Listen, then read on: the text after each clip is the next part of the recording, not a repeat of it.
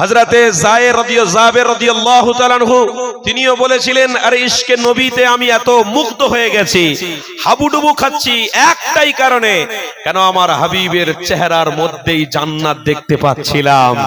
এ যুবকেরা, তাহলে সমস্ত সাহাবারা একটাই মত যে আমার রাসূলকে দেখে আমি জান্নাত অনুভব করতে পারছিলাম। তাহলে আজও যদি আপনারা দরদ দিয়ে ভালোবাসা দিয়ে ইমানি মাহফিলে আমার নবীর প্রেমের দরুদ পড়তে পারেন, ইনশাআল্লাহ এই দরুদের নজরানা আমার নবীর দরবারে যাবে। ইনশাআল্লাহ আমাদেরও দোনো জাহানের সুলতানের ওসিলায় মুক্তির ব্যবস্থা হয়ে যাবে। তাহলে আজকের যখন ইমানি মাহফিল পেয়েছি, সেই ভাতৃত্ব, সেই ভালোবাসা, সেই দরদ দিয়ে আপনাকে এই জায়গায় আসতে হবে। যদি বিচি বিচি মনে করেন আনসারি হুজুর ওয়াজ করবে আর একটুখানি শুনবো, দেখবো যদি আঁকা বাঁকা হচ্ছে, উঠে বেরিয়ে যাব। কেন ওয়াজ ভালো লাগা না লাগা ওটা আমার ব্যক্তিগত ব্যাপার। আরে ব্যক্তিগত ব্যাপার বলে কিছু নেই, তোমার অস্তিত্ব কিছুই থাকবে না। অস্তিত্ব আল্লাহ একজনকেই দিয়েছেন, তিনি হলেন মুহাম্মদুর রাসূলুল্লাহ। এই যুবক ছেলে যারা দাঁড়িয়ে আছেন, প্লিজ আপনাদেরকে বলছি, অস্তিত্ব যদি টিকিয়ে রাখতে চাও তো রাসূলের সাথে বন্ধুত্ব করো। দুশ্মনী করতে যাওনি, দাঁড়ানো হলো দুশ্মনী। আর রহমতের ছায়ায় বসা দুশ্মনী নয়, বন্ধুত্ব। জোরে বলুন। যে বসবে সে মুক্তি পাবে। কেন? তুমি যাত্রার জায়গায় আসোনি, নাচের জায়গায় আসোনি, তুমি রাসূলের প্রেমের জায়গায় এসে বসেছো। এ যুবক, তাই বলে দিয়ে যাচ্ছি আজকের দিনে অন্তত দিল মন মানসিকতাটাকে পরিবর্তন করুন। আর নয় খেলা অনেক হয়েছে, আর নয় অনেক নাচ হয়েছে, অনেক গান হয়েছে, অনেক অন্যায় হয়েছে, আর নয় মন মানসিকতাটাকে এবার পরিবর্তন করুন। ইনশাআল্লাহ আজকের দিনে রহমতের ছায়ায় থাকবো, আগামীকাল আরশের ছায়ায় রাসূলুল্লাহর সাথে থাকবো। আল্লাহ আমাদেরকে কবুল করলেন, বলুন আল্লাহুম্মা আমিন। আল্লাহ আমাদেরকে কবুল করলেন, বলুন আল্লাহুম্মা আমিন।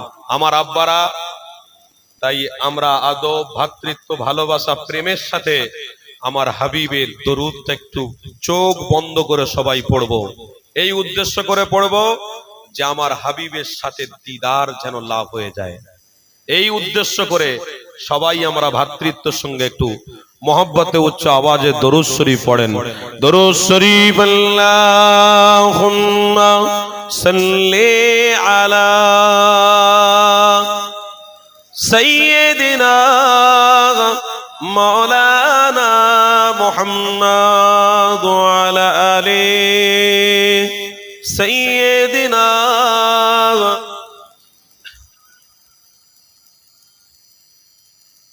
সকলে বলুন সাল্লাল্লাহু আলাইহি ওয়াসাল্লাম। ও শহরে মোহাব্বত जहां मुस्तफा है, वही घर बनाने को दिल चाहता है, वही घर बनाने को दिल चाहता है। বলুন না সুবহানাল্লাহ। বিশ্বাস করুন আমি এটা বলতাম না যদি এর ভিতরে রাসূলের প্রেম না থাকতো। কবি কত সুন্দর ভাষায় বলছে, শুধু একটু বোঝার চেষ্টা করুন। ও সোনে সে कंकर, ओ चांदी से माटी, नजर में बसाने को दिल चाहता है। ओ शहरे मोहब्बत जहां मुस्तफा है, वही घर बनाने को दिल चाहता है, वही घर बनाने को दिल चाहता है। जिहादे मोहब्बत की आवाज गूंजी, जिहादे मोहब्बत की आवाज गूंजी, सुहागन जलाने ए दुल्हन से अपनी इजाजत अगर दो तो जामे शहादत लबों पे लगाने को दिल चाहता है। জোরে হবে না? কবি কি বলছেন? সাহাবারা বলছেন যে রসুলের জন্য জানকে কুরবান করে দেবো এই পৃথিবীতে, আর জান্নাতের কিনারা আমার রাসূলুল্লাহ আমার জন্য হাউজে কাউসারের পানি নিয়ে দাঁড়িয়ে থাকবে। তাই জামে শাহাদাত কখন পান করব এই অপেক্ষায় ঘুরছি। কবি বলছেন ओ शहरे मोहब्बत जहाँ मुस्तफा है वही घर बनाने को दिल चाहता है, वही घर बनाने को दिल चाहता है। अल्लाहुम्मा सल्ली अला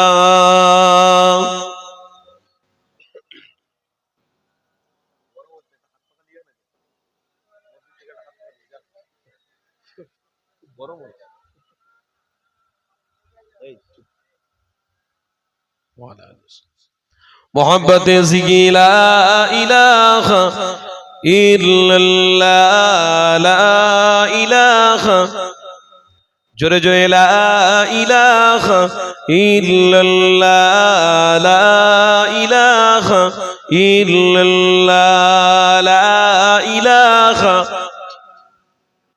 ला इलाहा इल्लल्लाह मुहम्मदुर रसूलुल्लाह। अल्लाहुम्मा सल्ली अला सय्यिदिना व अला आलि सय्यिद।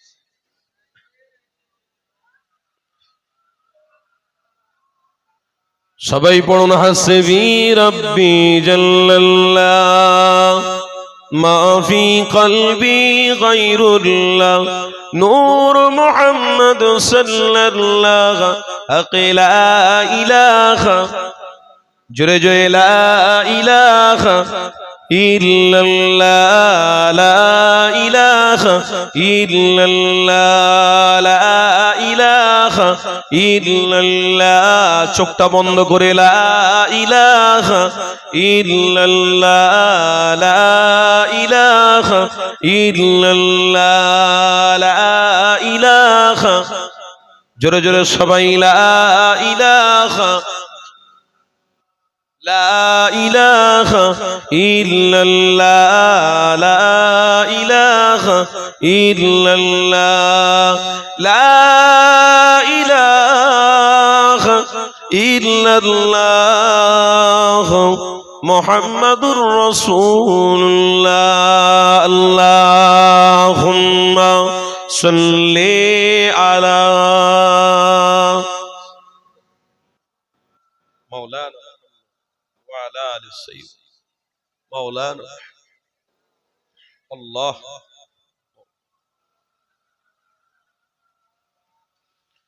সকলে বলেন না সাল্লাল্লাহু আলাইহি ওয়াসাল্লাম। وقال الله تعالى في كلام المجيد والفرقان الحميد يا أيها الذين آمنوا اتقوا الله حق تقاته ولا تموتن إلا وأنتم مسلمون.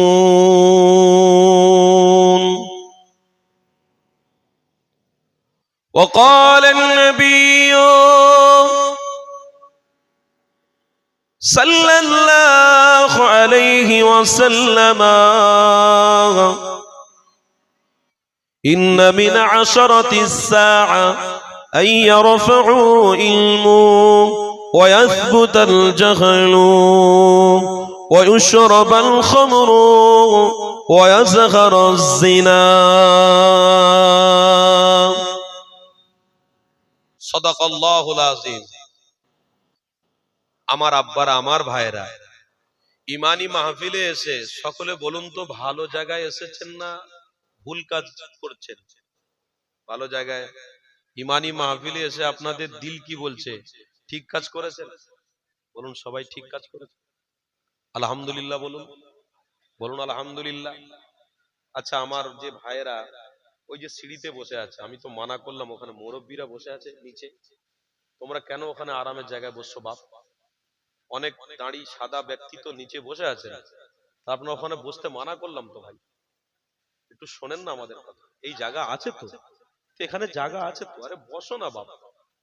মরে গেলে কোথায় পানি হবে, কোলা গাছ সেখানে দিয়ে তোমাকে লাশ করে সেখানে দাফন করে দেবে, আর তুমি এই জায়গায় বসতে লজ্জা করছো? কত সুন্দর জান্নাতি বাগানে একটা রাস্তা করা হয়েছে, কত সুন্দর বিছানা করা হয়েছে, বসো না বাবা। আরে এটাই ত্যাগ, এই ত্যাগটা হলো আসল ত্যাগ। এটা ত্যাগ করতে পারলে তোমার জন্য মুক্তি আছে, আর এই জায়গায় যদি ত্যাগ না করতে পারো তো তোমার জন্য মুক্তি নেই। আরে সব জায়গায় আমরা বড়ত্ব দেখাবো, অহংকার করব, কিন্তু এই জায়গায় অহংকার করলে হবে না বাবা। কথা বুঝছেন না বলেন?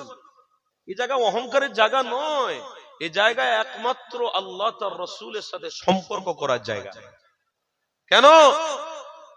আমার আল্লাহ নিজে আমার হাবিবকে বলেছে, হাবিব আপনি তাদের জানিয়ে দেন, তারা যদি দুনিয়াতে একটাকে ধরে তো 1000 দরওয়াজা তাদের জন্য বন্ধ করে দেবো, আর তারা যদি দুটোকে ধরে তো আমি আল্লাহ তাদের জন্য 1000 দরওয়াজা খুলে দেবো। জোরে বলুন। সাহাবারা জিজ্ঞাসা করলেন, ইয়া রাসূলুল্লাহ, হাবিবাল্লাহ, একটা কি আর দুটো কি, একটু আপনি বিস্তারিত বলুন।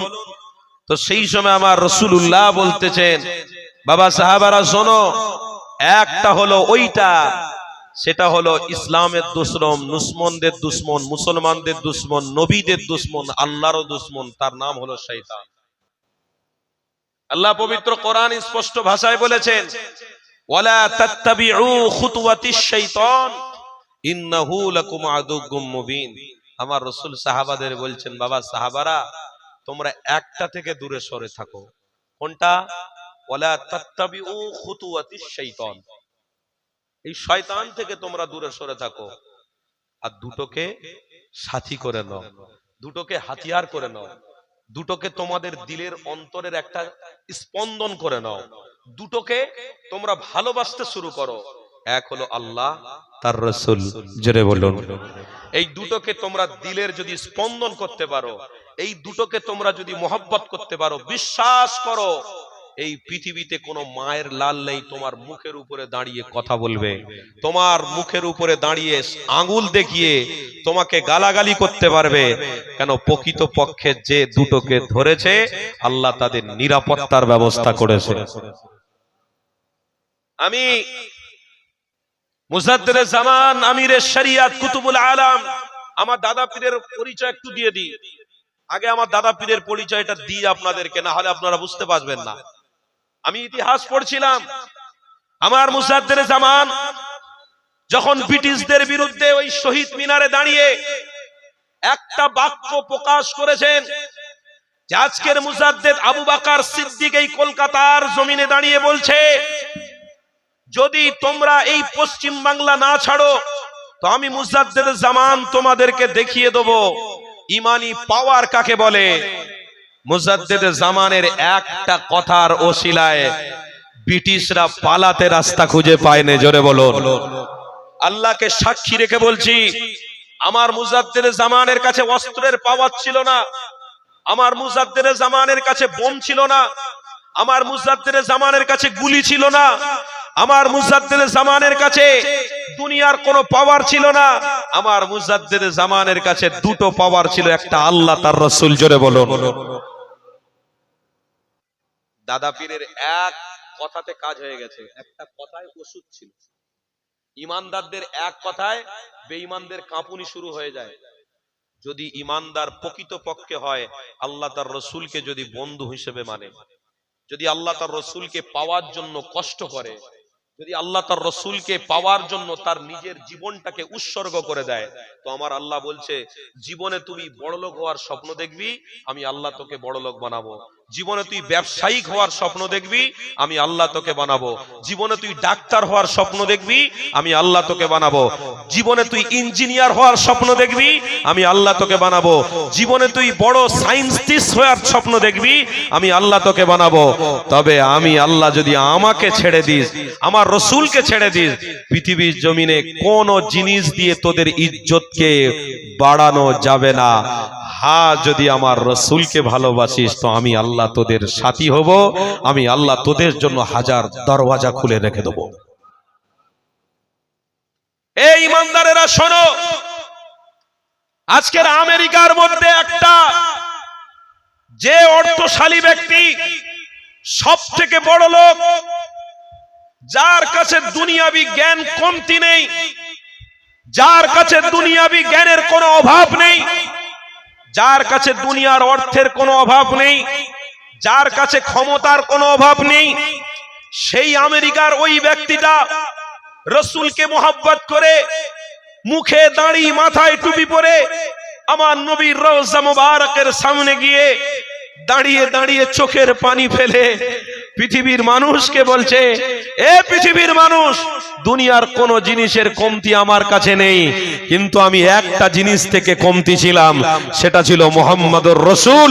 আজকে রসুলকে ভালোবেসে যে মজা পেয়েছি, পৃথিবীর কোন জিনিসে অত মজা পাইনি। আর একটু জোরে বলুন। আপনি জানেন না, এই রিসেন্টলি কিছুদিন আগে ইংল্যান্ডে অর্থশালী ব্যক্তি, মহান ব্যক্তি, ওই ব্যক্তিত্বর কাছে কোনো জিনিসের কমতি ছিল না। ওই ব্যক্তি মাথায় টুপি পরে, মুখে দাঁড়ি রেখে আমার নবীর রওজা মুবারক জিয়ারত করে কেঁদে কেঁদে, নয়ন ঝয়রে কেঁদে কেঁদে, অশ্রু ঝরিয়ে পৃথিবীর মানুষকে বলছে, হে পৃথিবীর মানুষেরা, দুনিয়ার সব জিনিস নিয়ে আমি ঘাটা করেছি, দুনিয়ার নারীদের সাথে আমার সম্পর্ক ছিল, দুনিয়ায় আধ ঘন্টা অন্তর অন্তর নারীদের সাথে আমার সম্পর্ক ছিল, কিন্তু পৃথিবীতে কোন জিনিসে এত মজা নেই যত মজা মোহাম্মদ রসুলের প্রেমে রয়েছে। কেন? আল্লাহ নিজেই আমার হাবিবকে বলেছে, হাবিব, আপনাকে আমি সর্বশ্রেষ্ঠ বানিয়েছি। জোরে বলুন। কোরআন খোলো, কোরআনের মধ্যে স্পষ্ট ভাষায় লেখা আছে, ইন্নাকা লাআলা খুলুকিন আযীম। এ পৃথিবীর মানুষেরা, তোদের কাছে একটা নক্ষত্র পাঠাচ্ছি, গোলাপ ফুল পাঠাচ্ছি, ওই ফুলের স্পর্শে আসবি, আমি আল্লাহ তোদের হেদায়েত দিয়ে জান্নাতি বানিয়ে দেব। এ পৃথিবীর মানুষেরা, এমন একটা গোলাপ ফুল দিচ্ছি, এমন একটা নক্ষত্র পাঠাচ্ছি, যে নক্ষত্র তোদের জন্য আখলাক, চরিত্রের গোলাপ ফুল। জোরে বলো। তোরা সায়েন্টিস্ট, তোরা বৈজ্ঞানিক, তোরা অ্যাডভোকেট, তোরা চাকরিজীবী, তোরা অর্থশালী, তোরা জ্ঞানী ব্যক্তি, তোদের জ্ঞান তোদেরকে জান্নাতে নিয়ে যাবে না যতক্ষণ না মুহাম্মদ রাসূলকে তোরা ধরবি। তোদের অর্থ তোদেরকে জান্নাতে নিয়ে যাবে না যতক্ষণ না তুই মুহাম্মদ রাসূলকে ধরবি। তোদের শিক্ষা তোদের জান্নাতে নিয়ে যাবে না যতক্ষণ না আমার গোলাপ ফুলের কাছে আসবি। তোদের চাকরি তোদের জান্নাতে নিয়ে যাবে না যতক্ষণ না আমার গোলাপ ফুলের সংস্পর্শে আসবি। তোদের বাড়ি তোদেরকে জান্নাতে নিয়ে যাবে না যতক্ষণ না পর্যন্ত আমার চরিত্রের আধারের ছাওয়ায় তোরা আসতে পারবি। তোদের ব্যবসা তোদের জান্নাতে নিয়ে যাবে না যতক্ষণ না আমার নক্ষত্রের কাছে তোরা আসবি। কেন? আমি এমন একটা নক্ষত্র করে পৃথিবীতে পাঠিয়েছি যেটার নাম হলো ইন্নাকা লাআলা খুলুকিন আযীম একটা, আর ইন্নামা বুইস্তু মুআল্লিমান। तमाम পৃথিবীর মানুষের জন্য আমি আল্লাহ শিক্ষা গুরু করেই পাঠিয়েছি। এই সবথেকে বড় শিক্ষক কে ছিলেন? কথা বলছেন না। কে ছিলেন? নবী। কে ছিলেন? এই বলুন, কে ছিলেন? নবীর থেকে বড় শিক্ষিত আর কেউ আছে? এই নবীর থেকে বড় ব্যবসায়িক আর কেউ আছে? নবীর থেকে বড় অর্থশালী কেউ আছে? কেন? আল্লাহ যাকে পৃথিবীর জন্য আল্লাহ নক্ষত্র করেছে, ওই নক্ষত্র এসেছে আল্লাহ সাথে সাথে তিনটে জিনিস দিয়ে পাঠিয়েছে। একটা হলো রহমত, একটা হলো উম্মতের নিরাপত্তা, আর একটা হলো জান্নাত। ওই নক্ষত্র আসছে, সব দরওয়াজা আল্লাহ আস্তে আস্তে আস্তে আস্তে আস্তে আস্তে করে খুলে দিচ্ছে। হে পৃথিবীর মানুষেরা, তোরা আমার নক্ষত্রের কাছে আসবি, নাজাত দিয়ে দেবো। তোরা আমার নক্ষত্রের কাছে আসবি, মুক্তি দিয়ে দেবো। তোরা আমার নক্ষত্রের কাছে আসবি, তোদের ব্যবসায় ইজ্জত বাড়িয়ে দেবো। তোরা আমার নক্ষত্রের কাছে আসবি, তোদের সম্মান আমি বাড়াবো। তোরা আমার নক্ষত্রের কাছে আসবি, আমি মুক্তির ব্যবস্থা করে দেবো। তোরা আমার নক্ষত্রের কাছে আসবি, তোদের শরীরটাকে সুস্থ রাখবো। তোরা আমার নক্ষত্রের কাছে আসবি, আমি রহমতের দরওয়াজা আরো খুলে দেবো। তোরা আমার নক্ষত্রের কাছে আসবি, আমি আল্লাহ তোদের নিরাপত্তা দেবো, কেউ তোদের মারবে না। আমার নক্ষত্রের কাছে আসবি, আমি আল্লাহ তোদেরকে ডাইরেক্ট জান্নাত দান করে দেবো।